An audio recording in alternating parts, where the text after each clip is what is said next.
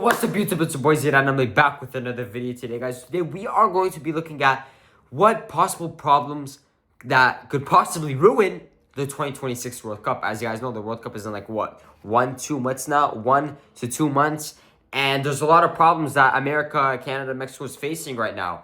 And yeah, let's just get right into it. If you guys haven't already like, subscribe, turn on those notifications. Let's get right into the video. Let's go. For 7 hours of delays. Okay, wait, hold up. Okay, let's see why the 2026 World Cup could face major problems and if it could ruin it. This photo. It's from the quarterfinals of the 2025 Club World Cup at the Bank of America Stadium in Charlotte, North Carolina. Chelsea are 1-0 up against Benfica. Okay. There's something wrong. The players aren't playing. They're being forced to leave the pitch. Halftime. And the tens of thousands of fans watching on are being asked to shelter inside Bro, the stadium. what? Why? This wasn't a one-off. It also happened here, and here. In fact, it happened 6 times across the whole tournament. Dang, bro, I did not know they had weather conditions problems at the Club World Cup. Like, I was actually watching it, but maybe not the games that had the weather condition problems. Overall, it was a pretty good tournament, but like, I think they struggled to sell seats. I hope that's not the possibility of the World Cup. World Cup is like, what, 6K a ticket now? So yeah, I think it's gonna be pretty empty, bro. Over 7 hours of delays. Dang, 7 hours. Violent storms. Oh, And it storm. wasn't the only problem the tournament faced. Players warned about extreme heat, fatigue, and pitches that weren't ready for elite level football. The reason this all matters? In just 7 months' time, the USA will be hosting the biggest sporting. Well, at the this video is like 4 months old, bro. Right now it's like 2 months away, bro. Like 60 days, bro. It's so close. I can almost touch it, bro. Tournament on the planet, the Men's World Cup, alongside Mexico and Canada. Yep. So with more teams than ever before, over 6 million fans expected to attend. Wow. And billions more watching from home, all against a backdrop of political uncertainty. Is North America really ready to host the beautiful game on its biggest stage? Because In my opinion, bro, it's not, bro. They should change the location, but obviously it's too late for that. Like, what's going on in the world right now is pretty crazy. But let's get right into it. 2025 Club World Cup was supposed to be the dress rehearsal, but it exposed major challenges. So let's take a look at the 5 biggest issues that could shape the 2026 World Cup. Okay, let's get right to it. Your online store Oh is my already God! no sales, or you're struggling to optimize conversion Bro, it's rates. always these Google flipping AI ads, bro. Okay, so let's lock in Okay. on. Alright, let's see what this British guy is talking about, guys. Let's see, bro. I don't even know what he's talking about, to be honest, bro. This is Charlie. Okay, Charlie. Charlie is desperate to head to the States and watch a match. But before we get into the issues they could face on arrival, they need a ticket first. Okay. There were ticket price estimates earlier this year, and they're not cheap. Okay. In theory, Charlie could be paying around $60 for a group stage ticket. But if Charlie wants to get to the final, the most expensive are fetching around $6,000. 6K for a ticket? That's crazy, bro. Like, if you want to go with the family of 4, that's a whole car. But, bro, the group stage tickets are not $60. Like I said, guys, this video is 4 months old. The tickets prices 2 months before the World Cup skyrocketed, bro. Now it's like $3,000 for a random group stage match, bro. Compare that to the last World Cup in Qatar, where the most expensive seats for the final were around $1,600. Wow, that's it. But let's say Charlie misses out on a ticket and opts to buy through the official resale website. FIFA claims to compete with unofficial sites, resale tickets aren't capped. So these tickets could soar in cost, pricing ordinary fans out. Yep. Okay, let's say you've managed to get yourself a fairly reasonable ticket and you're off to the US. What's the catch? Well, let's find another football fan. This. Bro, why is this guy drawing stuff like I'm a flipping kindergarten, bro? Skip this guy, bro.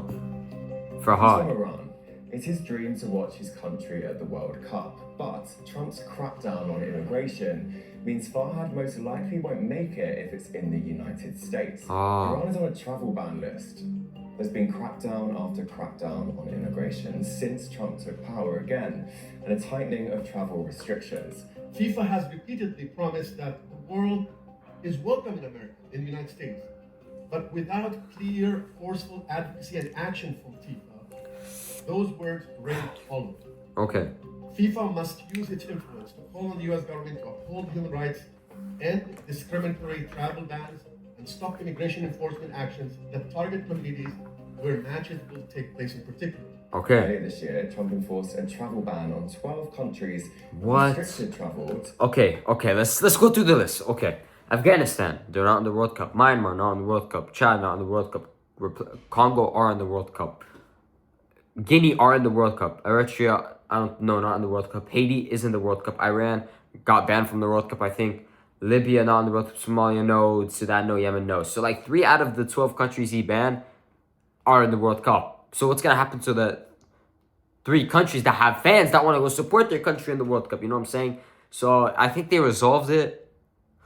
I don't know, but I don't know, bro. Like I said, this video is 4 months old. Maybe they resolved it. It's 2 months away, the World Cup. And yeah. To the States on 7 others. Oh, snap. Turkmenistan is not in the World Cup. Venezuela, I don't know.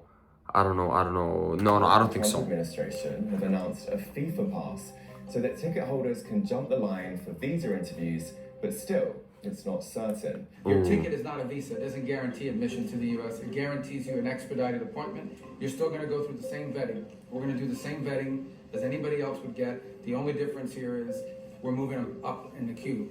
So how tricky could this get? So there are some instructions on the Department of State website, but as yet, there is no actual FIFA pass appointment system. This will not in any way guarantee that the individuals are getting visas, just to be very clear. If they're subject to the travel ban, they're still going to be subject to the travel ban. If they are not eligible for a visa, for whatever reason, this isn't going to change it. But it will get them an appointment earlier than what may be available. And they did say when the first travel ban came out that they might add additional countries, so it is possible that more countries will be added. But there's another issue you may not have expected. How are you going to get everyone to the stadiums with the system the way it is? Yeah. That's the reality for some host cities. Take Arlington, Texas. Okay. The venue is scheduled to host multiple matches, but Arlington is one of the largest US cities without a fixed public transport system. Oh, that's gonna be a problem. Wow, that's a problem.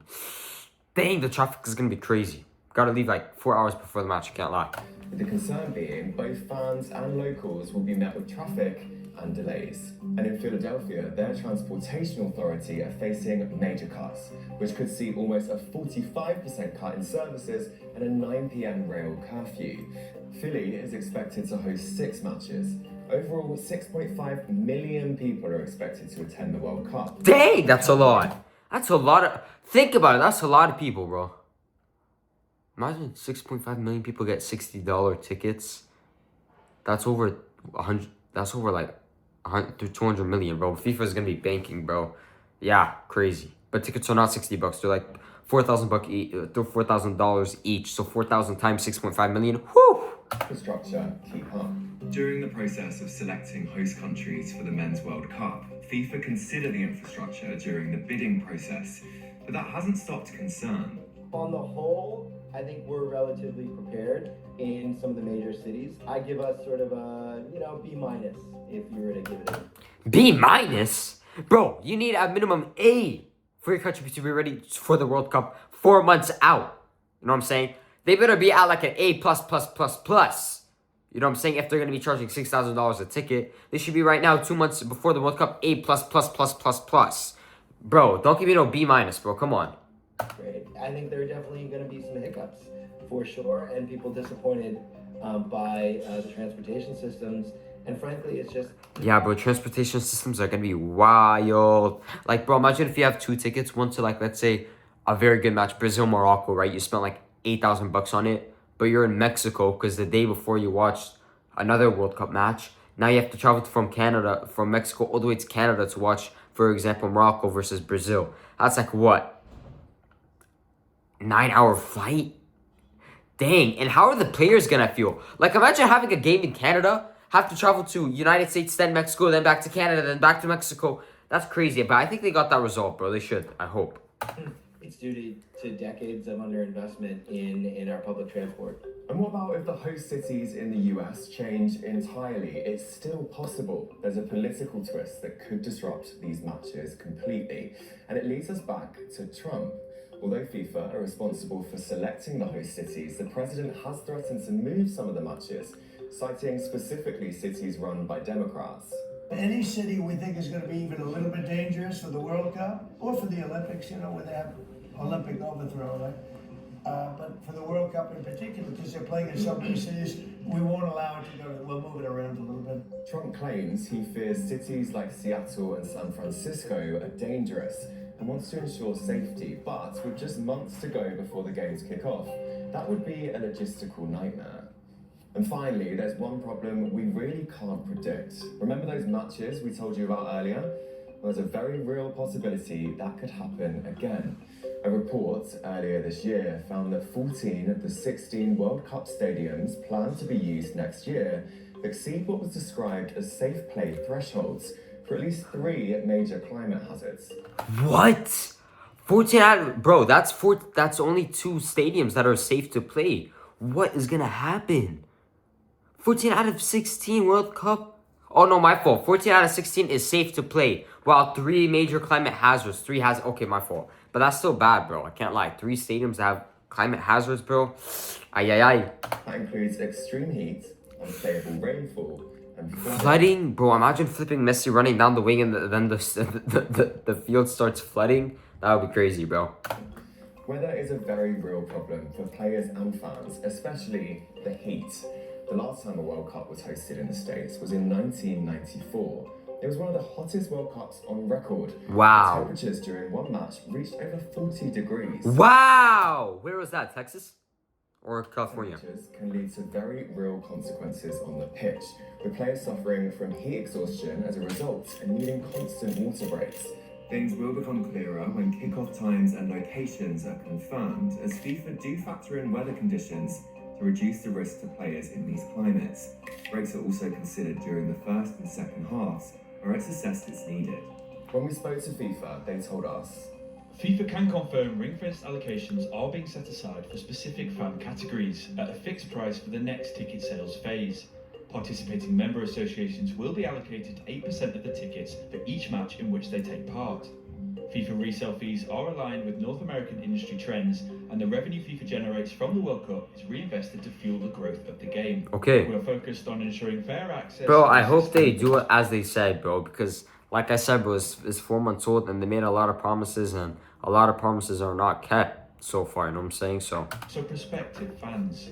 now look, we're not explaining all this to kill the mood, but millions of fans, thousands of players and billions of viewers are about to turn their eyes to North America. And when they arrive, they won't just watch the football, they'll be watching how the continent handles everything off the pitch too. Okay. So anyways, guys, that was me reacting to the biggest problems of the 2026 World Cup. If you guys want to see more videos like these, please like, share, subscribe, turn on those notifications. See you guys in the next video. Peace.